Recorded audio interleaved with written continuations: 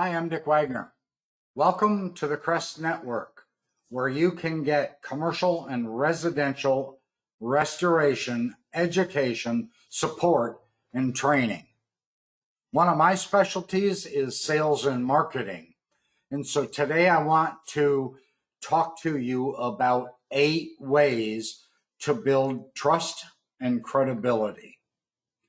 These 8 ways to build trust and credibility are really designed so that you can hold on to get and hold on to a client for life. They're pretty easy to follow. Sadly, so many of the marketers that I start working with don't follow that process. One of the biggest aspects of building a client relationship is to seek out what their thoughts and opinions are. But, and here's the hard part, do it without judgment. Hear them, listen to them, even discuss it with them, but do it without judgment. That is really, really hard to do. It's been hard for me to learn that.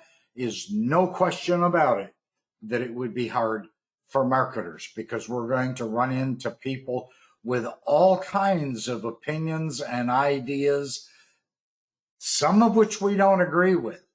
But just because we don't agree with them doesn't mean we have to render a judgment against them. The other hard part, and we've all been guilty of this, is to actively focus on the other person. When they're talking, you're not looking at your cell phone. You're not looking around the room. You're not doing anything except focusing on them, their face, their body language, the words they're saying.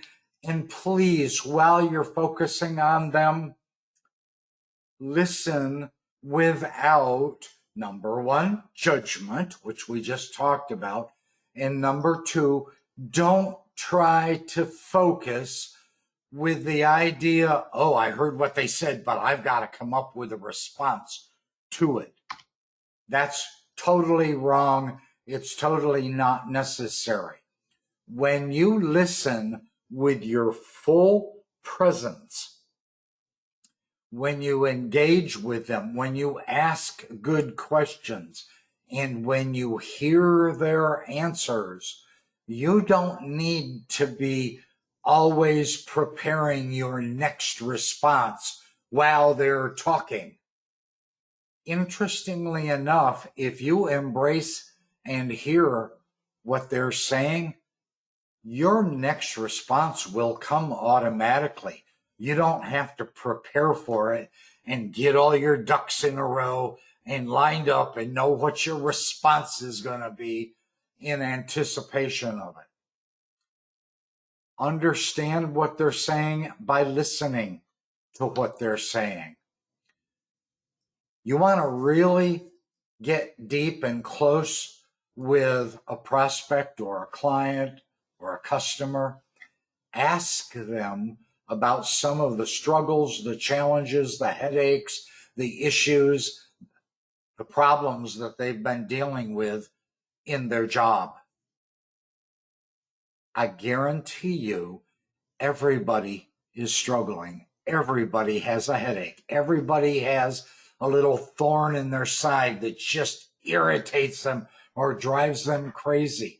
The more you can get that person to talk to you about their challenges and their struggles, the more likely they will feel close to you, comfortable with you, and very much more trust you. When you are going into a sales meeting or you are interacting with a client, one of the best ways to put them at ease is to clarify up front, to establish at the beginning of the conversation or pretty early in the conversation, establish what the time constraint is. For example, hey, I'd like to talk to you about our services and how we can make you as an agent look like a hero to your policyholder. Look, I've only got about 5 minutes. I have another appointment I'd like to go to, so I'm really not going to bug you for more than 5 minutes. When you can say something like that, or if it's 10, say 10. But what that does is that puts them at ease. They quit looking for barriers. They quit looking for roadblocks that they can throw up in your way to get you to shut up and leave them alone. When you tell them what the time constraint is, what your time constraint is, fairly early in the conversation, they relax. The barriers come down because you've already told them, look, you don't have a lot of time. You're not going to, overstay your welcome.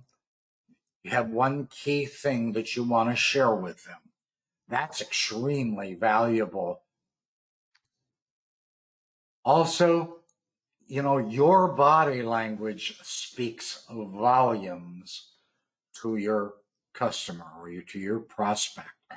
When you smile, when you hold your palms open, when you hold them face up, just like this guy in this picture is doing, maybe that's a little dramatic, but smiling and holding your palms of your hands face up tells them that you're not hiding anything, that you're open, there's no deceit, you're not trying to pull the wool over their eyes.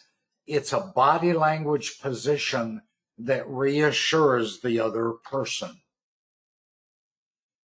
It's great when you can clarify your goals and you do it in a respectful manner.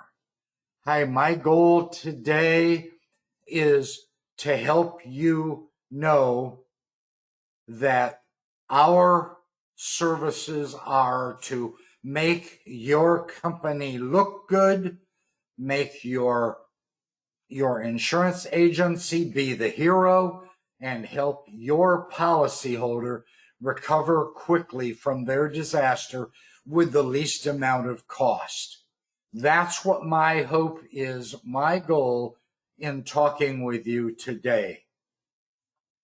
When you say that in a respectful and honest manner, it elevates your integrity. They get comfortable. They believe you have some ethics. In fact, they believe you have a lot of ethics, and they are reassured. They aren't looking to put up roadblocks or trying to run through their head ways to ditch you after a few minutes. And then last but not least, this is really hard for some people. It was hard for me to learn many years ago, but I did it. I taught myself to say this, knowing that not every client is an ideal fit. And so I would just say to them, look, what I'd like to share with you and tell you, I understand that not every client that I talk with is a good fit. I'm okay after I share with you my thoughts about our services and why I'm here to talk with you. I'm okay if you say no. I'm okay if you say not interested. I'm okay to hear you tell me no, it's not a good fit for me. I won't be hurt. I won't be devastated. I won't leave your office and jump out in front of a bus. I can gracefully understand that we aren't a perfect fit for every insurance agent or for every plumber or whoever your client is. Try to get in the habit of telling them it's okay if you say no. Because you see, if they tell you no, and or even give you a great reason why it's no, now you can move on to a more likely candidate, and you're not going to waste your time hoping and praying that you can convert them to being a customer. If they told you no, we're not a good fit, period, end of story, we're not a good fit, accept it, take them off your route list, and move on. I'm Dick Wagner with the Crest Network. Thanks so much. I hope this was useful and valuable and helpful for you. Bye-bye.